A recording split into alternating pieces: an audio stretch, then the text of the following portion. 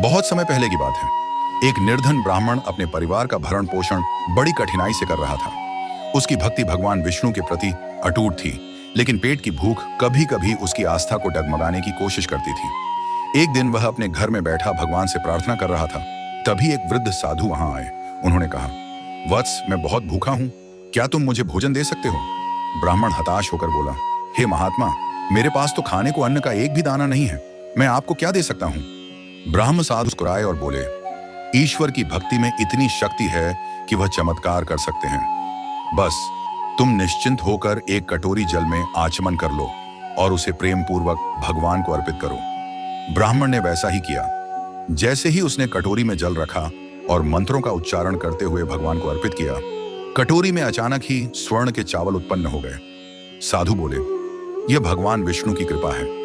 जब तक तुम्हारी श्रद्धा बनी रहेगी, यह कटोरी कभी खाली नहीं होगी।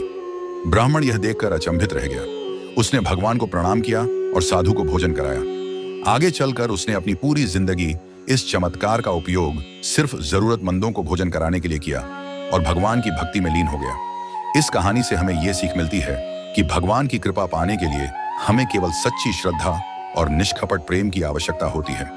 जब हमारा हृदय पवित्र होता है, तो भगवान हमें किसी भी संकट से निकाल सकते हैं।